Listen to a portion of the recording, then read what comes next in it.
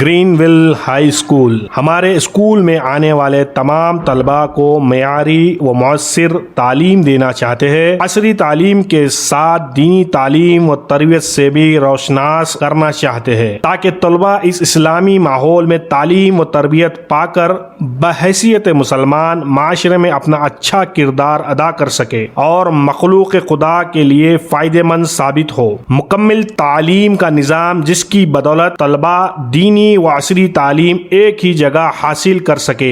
Remedial classes کا اہتمام رہے گا۔ ماہر اور تجربہ کار استاد کے ذریعے طلباء پر انفرادی توجہ دی جاتی ہے۔ طلباء کی بہترین تعلیم کے سلسلے میں والدین کے لیے اجلاس منعقدہ کیے جاتے ہیں۔ وقتاً فوقتاً کیریئر گائیڈنس سیشن کا اہتمام۔ مدارس کے نہج پر تجویز کے ساتھ قرآن مجید کا ناظرہ اور ضروریات دین سے واقفیت کرائی جاتی ہے۔ لائبریری کا انتظام تاکہ طلباء میں مطالعے کا شوق پیدا ہو۔ کمپیوٹر کلاسز کا انتظام، چوتھی کلاس سے کوڈنگ بھی سکھائی جاتی ہے۔ طلباء کے لیے مارشل آرٹ ٹریننگ، اچھی صحت بنانے سے متعلق پروگرامز، والدین کے لیے بچوں کی تربیت سے متعلق ماہانہ پروگرامز۔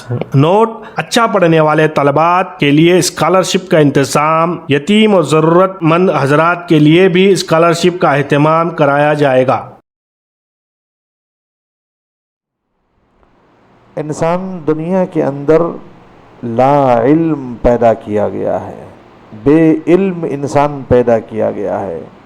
انسانیت کو پتہ نہیں تھا دنیا میں کیا چیز فائدہ مند ہے، کیا چیز نقصان دہ ہے۔ چھوٹا معصوم بچہ جو ہوتا ہے وہ ہر چمکتی چیز کو کھلونا سمجھتا ہے۔ اگر اس کے سامنے انگار کے ڈلے بھی رکھے جائیں جو دہکتے ہوئے ہوں اور شعلے بھڑکتے ہوئے ہوں تو اس معصوم بچے کو پتہ نہیں ہوتا، وہ تو یہ سمجھتا ہے کہ یہ چمکتی ہوئی چیزیں میرے ہاتھوں میں آ جائے، یہ اس سے میں اپنا دل بہلا لوں، اپنے دل کے کھلونا بنا لوں۔ اللہ فرماتے ہیں کہ انسانیت دنیا میں بھیجی گئی تو بالکل لا علم بھیجی گئی، انسانیت کے پاس علم نہیں تھا۔ معصوم بچے کو پتہ نہیں تھا کہ کیا چیز فائدہ مند ہے، کیا چیز نقصان دہ ہے۔ وہ بچپن کے زمانے میں معصوم بچے مٹی بھی اٹھاتے ہیں اور مٹی بھی منہ میں ڈال لیتے ہیں۔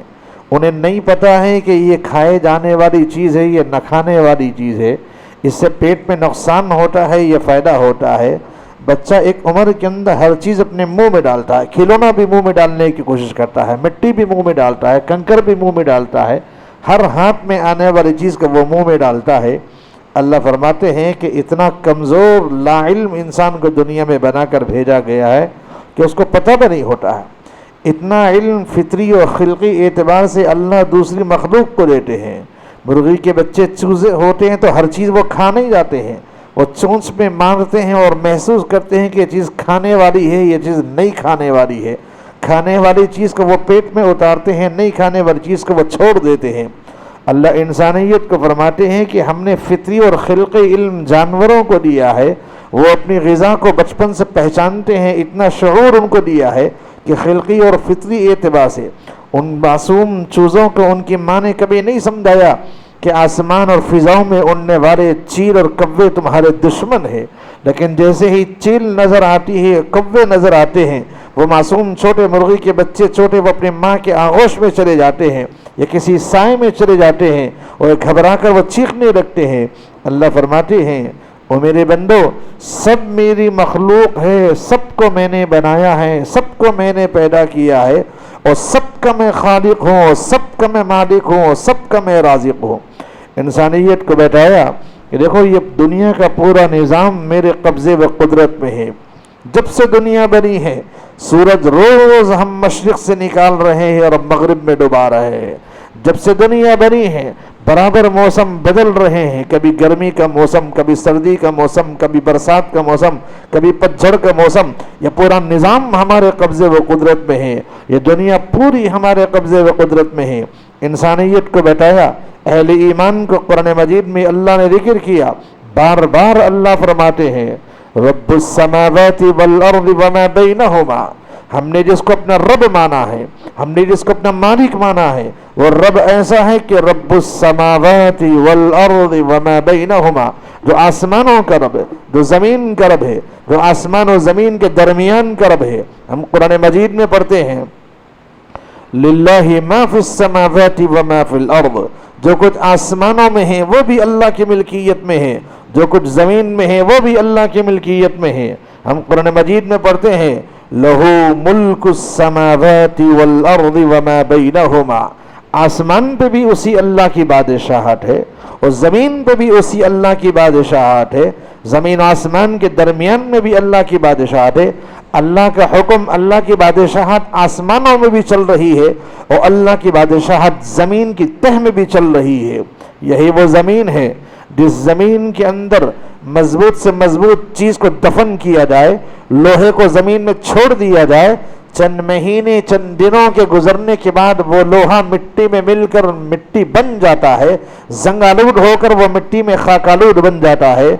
यही वो मिट्टी की खासियत है कि इस मिट्टी में मजबूत से मजबूत इंसान को दफन कर दिया जाए, चंद महीने और चंद सालों के गुजरने के बाद उसकी हड्डियां भी गलकर मिट्टी बन जाती है।